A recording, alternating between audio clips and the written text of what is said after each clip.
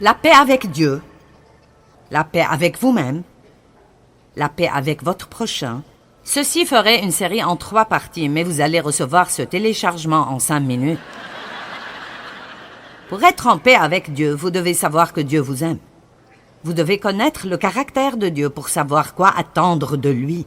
Vous savez que quand vous péchez, il est prêt à vous pardonner et qu'il est plein de miséricorde et que vous pouvez avoir confiance en Dieu et être ouvert avec Dieu. Vous pouvez parler à Dieu à propos de tout. Il n'y a absolument rien que vous avez besoin de cacher de Dieu parce qu'il sait tout. Alors, si vous voulez être en paix avec Dieu, ne lui cachez rien. On ne peut pas garder un secret vis-à-vis de Dieu. C'est stupide de penser que nous allons cacher quelque chose à Dieu. La paix avec vous-même. Voici une autre série en 4 parties. Pourquoi ne pas finalement vous accepter vous-même ce soir? Arrêtez de lutter contre vous-même. Vous n'aurez pas de paix. Si vous continuez à vous harceler tout le temps, en faisant un inventaire continu de tout ce qui ne va pas en vous comparant à d'autres personnes. Je ne ressemble pas à ceci ou cela et j'aurais aimé avoir sa silhouette ou ses cheveux et j'aurais aimé avoir ton don et pouvoir chanter comme cela. Non. Nous sommes qui nous sommes. Prenons ce que nous sommes, ce qui est la volonté de Dieu. Il ne fait pas d'ordure, il ne fait pas de faute. Et faisons de notre mieux avec ce que nous avons. Et arrêtons d'être en compétition avec les autres et de vouloir une vie qui n'est pas la vie que nous avons.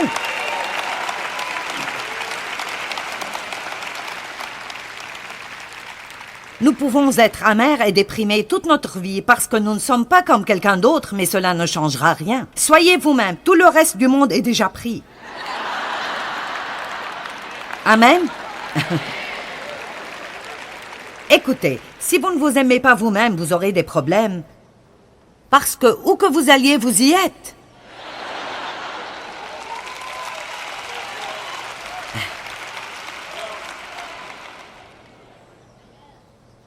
Soyez en paix avec Dieu et en paix avec vous-même. Et soyez en paix avec les autres. Wow! Laissez-moi juste vous donner un peu de conseils concernant comment être en paix avec les autres. Soyez avare de votre criticisme.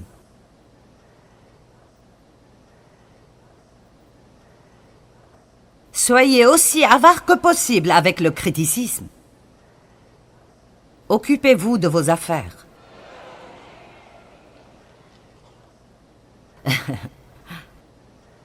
Donnez votre opinion très modérément. Même quand les gens vous demandent votre opinion, d'habitude, ils veulent juste que vous soyez d'accord avec eux. Je ne suggère pas que vous soyez malhonnête, mais vous devez garder en tête que je dis que même si vous ne donnez votre opinion que quand les gens le demandent, souvent ils ne le veulent pas vraiment. Alors ça n'a pas de sens de donner notre opinion aux gens quand ils ne l'ont pas demandé, parce qu'ils ne le prendront jamais bien. N'essayez pas de contrôler les gens, ils n'aiment pas cela. Tout le monde n'est pas comme vous, laissez-leur un peu d'espace. Donc, maintenant nous allons parler de ce dont je veux parler ce soir. L'autre chose qui vole notre paix est les tempêtes de la vie. Il y a de grandes tempêtes, de petites tempêtes, de longues tempêtes, de courtes tempêtes, des tempêtes qui ne sont pas prévues, et nous devons apprendre comment vivre prêt. Maintenant, nous avons vu 1 Pierre 3,11, mais regardons le psaume 34, 14. Quelle est notre responsabilité pendant une tempête? Ce n'est pas de réparer la tempête. Ce n'est pas de faire que la tempête s'en aille. C'est en fait de nous accrocher à notre paix. Si vous voulez devenir une personne puissante, vous devez apprendre comment vous accrocher à votre paix dans la tempête, et quand vous pouvez faire cela, le diable ne sait pas que faire de vous.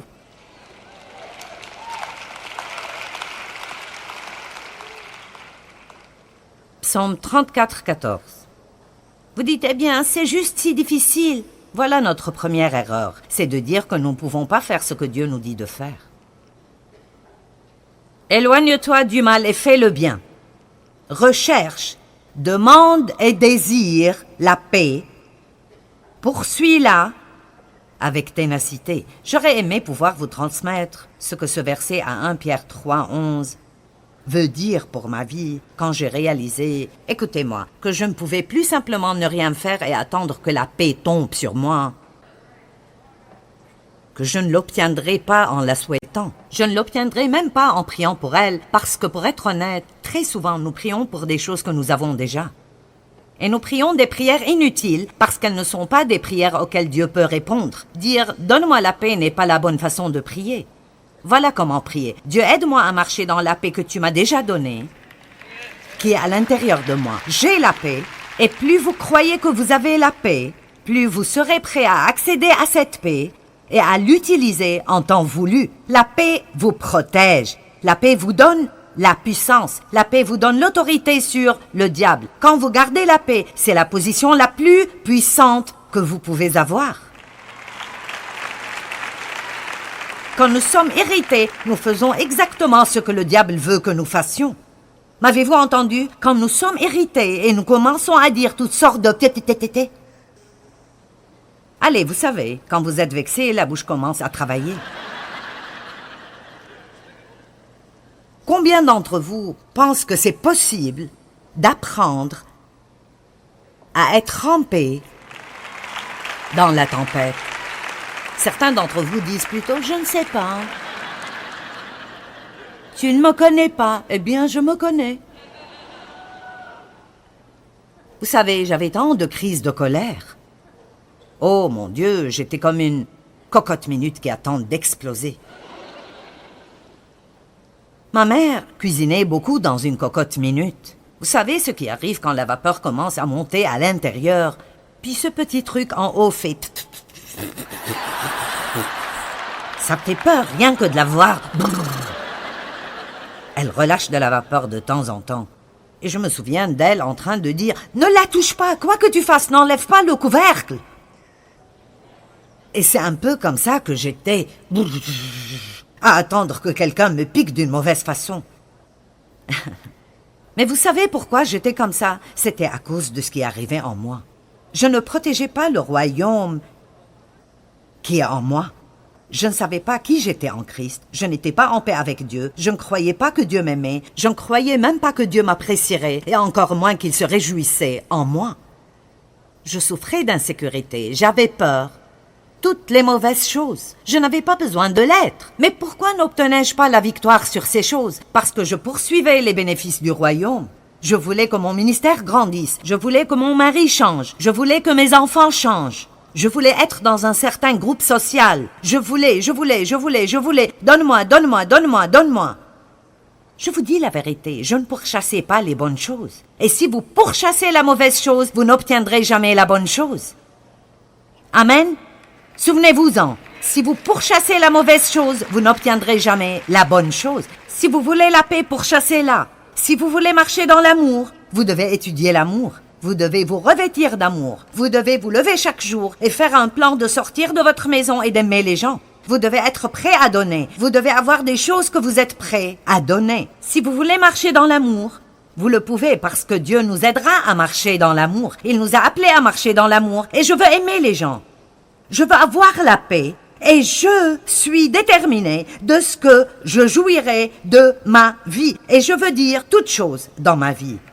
Pas juste les jours de vacances, pas juste les jours de paix, tout dans ma vie. Combien d'entre vous sont prêts pour un peu de cela?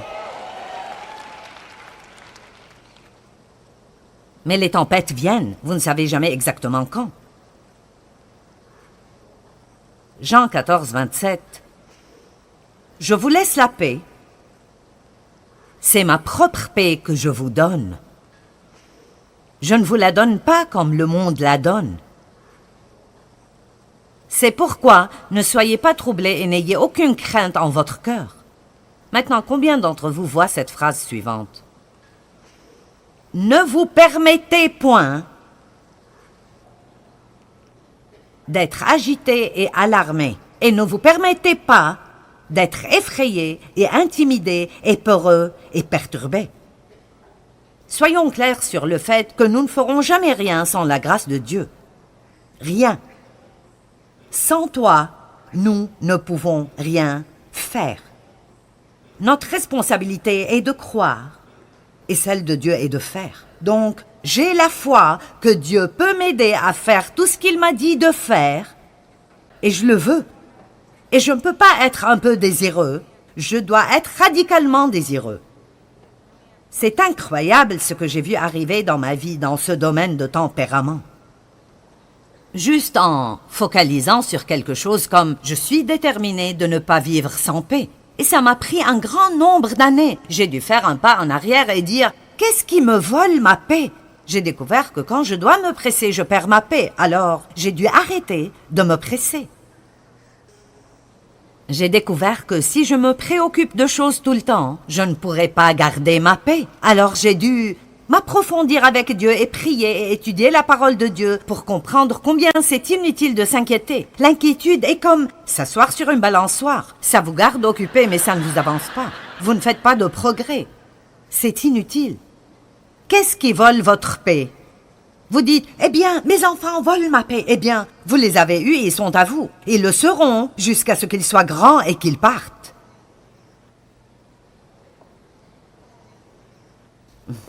Désolé, c'est... Vous les vouliez. Ces enfants me rendent complètement fou. Eh bien, oui, les enfants peuvent être un défi. Vous avez 3 ou 4 adolescents dans la maison, vous aurez besoin de chacun de mes livres.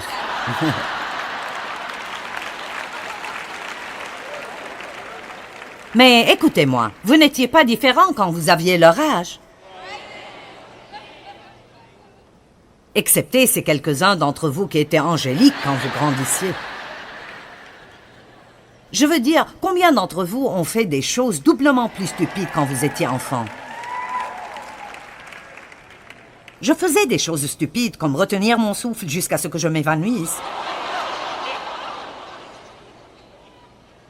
Jouer à éviter les voitures sur la route. Mes amis et moi, nous nous couchions sur la route pour voir combien la voiture approcherait avant que nous nous échappions. Certains d'entre vous ont la bouche bée.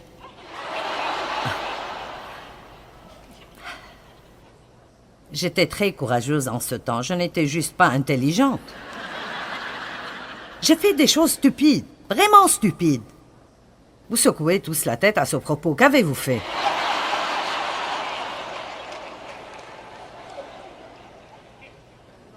Et vous savez quoi? Je suis toujours là. Et j'aime Dieu. Et j'ai une vie fructueuse. Je fais de bonnes choses. Et vous êtes toujours là. Et vous grandissez en Dieu. Et vous savez quoi? Vos enfants auront plus de chances de réussir si vous priez pour eux et arrêtez de les harceler tout le temps.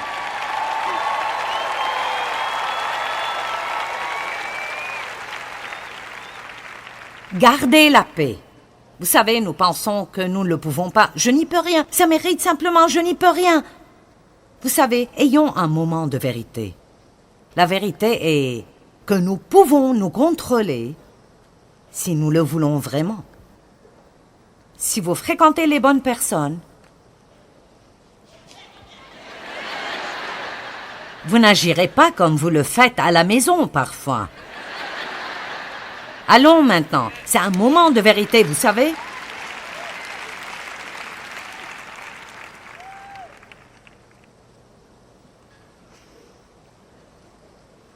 Exode 14, 13 et 14. Les Israélites sont entre la mer Rouge et l'armée égyptienne. Ce n'est pas un bon endroit. Et ils ont commencé à piquer une crise. Et Dieu a dit à Moïse de leur dire « Hey, gardez votre paix. Gardez votre paix. Gardez votre paix. Et Dieu luttera pour vous. » Vous voyez, quand nous gardons notre paix, nous disons en fait, avec nos actions, « Seigneur, j'ai confiance en toi. » Quand nous gardons notre paix, nous disons, « Je sais qu'il n'y a rien que je peux faire à ce propos, mais Seigneur, j'ai confiance en ce que tu t'occuperas de cette situation. » Nous avons 2 catégories de problèmes, les circonstances et les personnes. Et les problèmes de personnes constituent un grand pourcentage de cela. Mais la meilleure chose à faire est de rester calme dans l'adversité de laisser la tempête passer, comme elle le fait toujours. Il y a toujours le soleil au-dessus des nuages. Toujours, nous devons apprendre à prendre notre envol comme des aigles. Quand il y a une tempête, ils utilisent en fait la tempête, les courants de la tempête. Au lieu de fuir loin d'elle, ils se dirigent vers elle. Vous avez entendu les termes « vieux yeux d'aigle » ? Ils ont une vision incroyable. Ils voient à des kilomètres et ils voient la tempête arriver et ils ne la fuient pas. Ils sont prêts et ils l'utilisent. Et quand le vent arrive, il les propulse au-dessus de la tempête. Au-dessus de la tempête, ils regardent la tempête au-dessous et ils volent sous le soleil. Mais ceux qui attendent l'Éternel renouvellent leur force. Ils prennent leur envol comme de jeunes aigles. Sans se lasser, ils courent, ils marchent en avant et ne s'épuisent pas.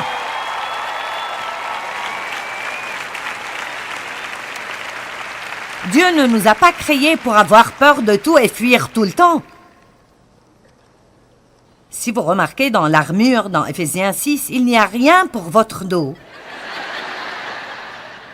C'est parce que Dieu n'attendait pas de ses fils et de ses filles de fuir loin des problèmes. Tenez-vous fermement, gardez votre paix, et Dieu luttera pour vous. La bataille n'est pas la vôtre, mais elle appartient à Dieu. Et l'ennemi que vous avez vu aujourd'hui, vous ne le verrez plus jamais. Qu'est-ce que je dois faire? Qu'est-ce que vous devez faire? Gardez la paix. Gardez la paix. Rien d'autre, seulement. J'ai confiance en toi, Seigneur. J'ai confiance, j'ai confiance, j'ai confiance. Dans Marc 4, 35, Jésus est monté dans le bateau avec ses disciples et il a dit « Passons de l'autre côté ». Dans Marc 5, 1, il est écrit « Ils arrivèrent à l'autre côté ». Mais il y a plusieurs versets entre ces deux. Et ils sont montés dans le bateau, et une tempête majeure proportionnelle à un tourbillon frappa le bateau. Et les vents étaient violents, et le bateau chaviré et tangué se remplissait déjà. Et Jésus était endormi, il dormait au fond du bateau. Et ils étaient en pleine crise. Ne te soucies-tu pas de nous? Dieu ne m'aime-tu pas? Sûrement si tu m'aimais, cela n'arriverait pas. Je sais que tu peux faire quelque chose, Seigneur, et tu ne fais rien. Je ne comprends pas pourquoi tu ne fais rien.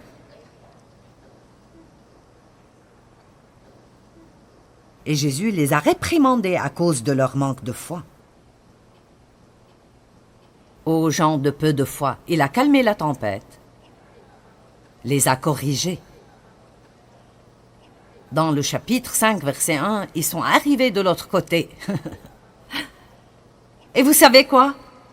Quoi que vous traversiez, ça passera. Vraiment, ça ne durera pas pour toujours.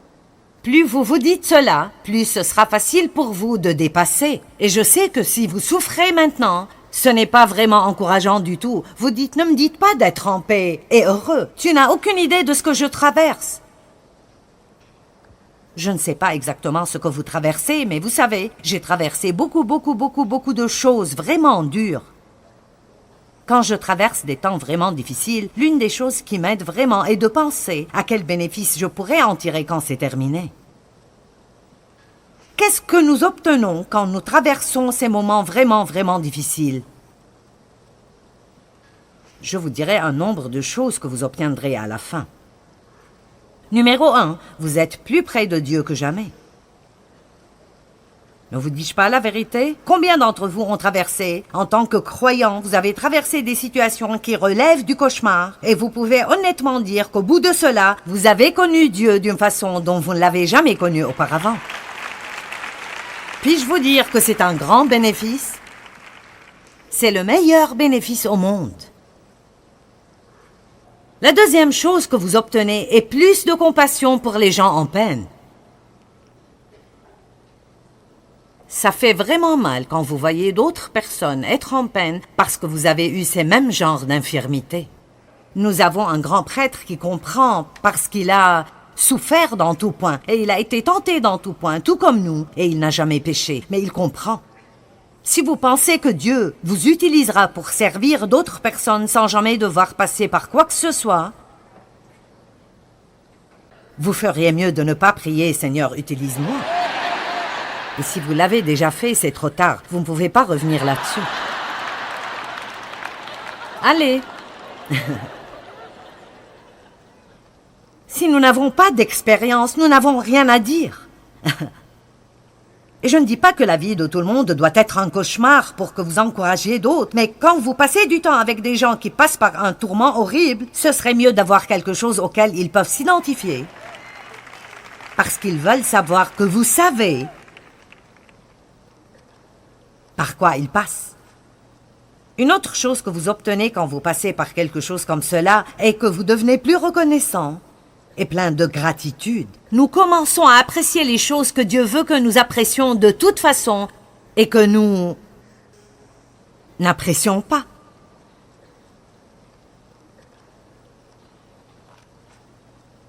La chose suivante est que vous devenez plus fort.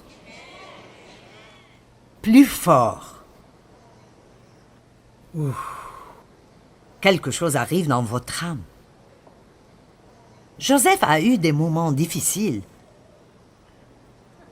Mais ce qui est intéressant dans la Genèse est que peu est dit à propos de cela. C'est vraiment un peu comme si, vous savez, il a été jeté dans un fossé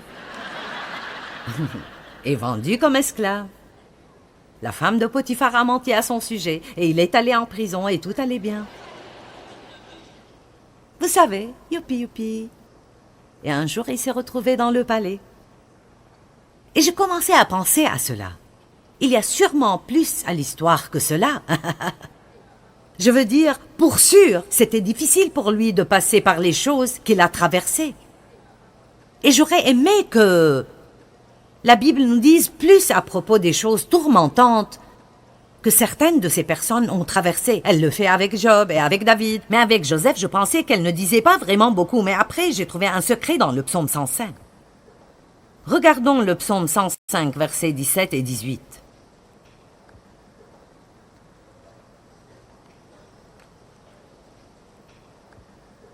Vous allez bien, les gars? Nous allons avoir la paix exprès.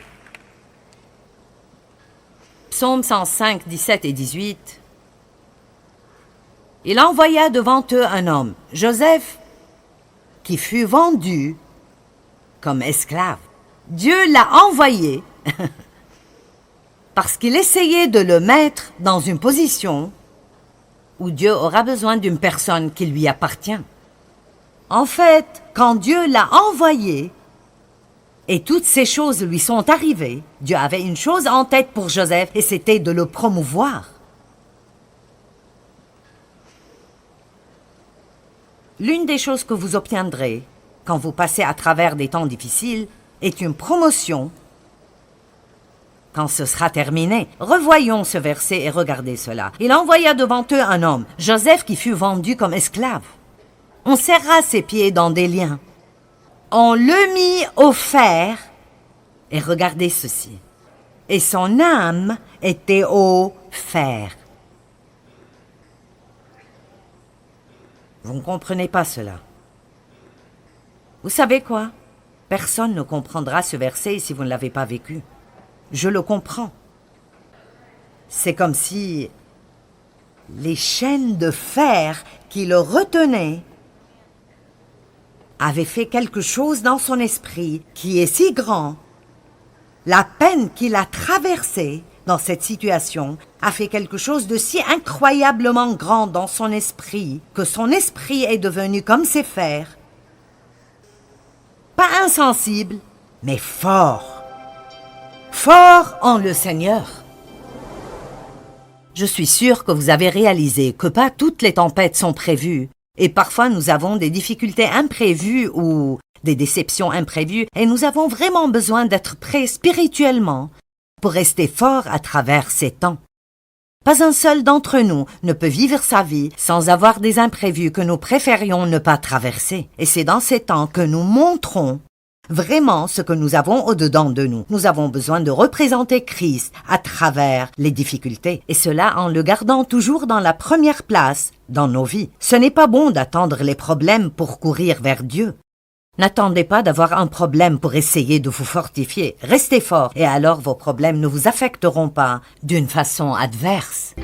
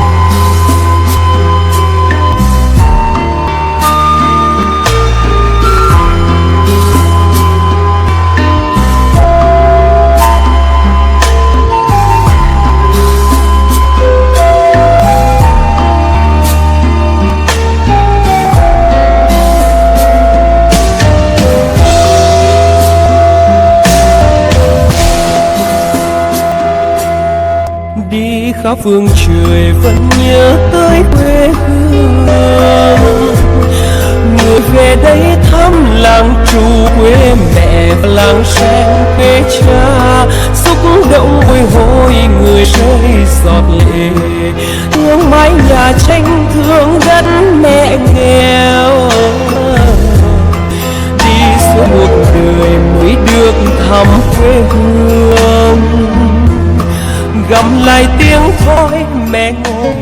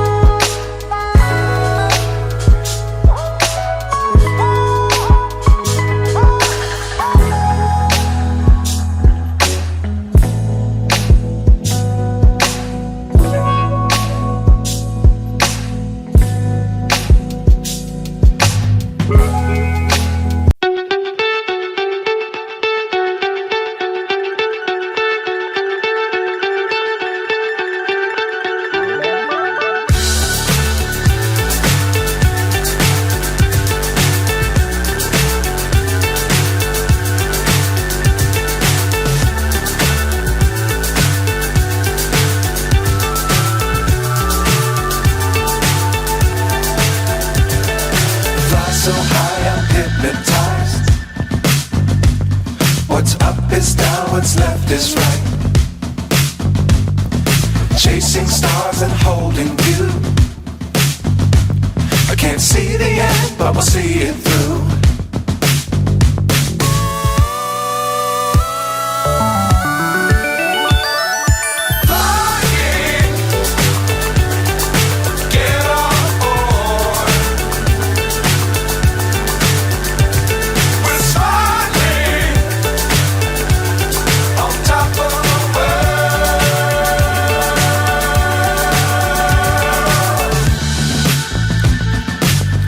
Times don't fly too high. Be sure to keep the ground in sight. Fly forever if you keep it tight. Love the world but keep the sky on your mind.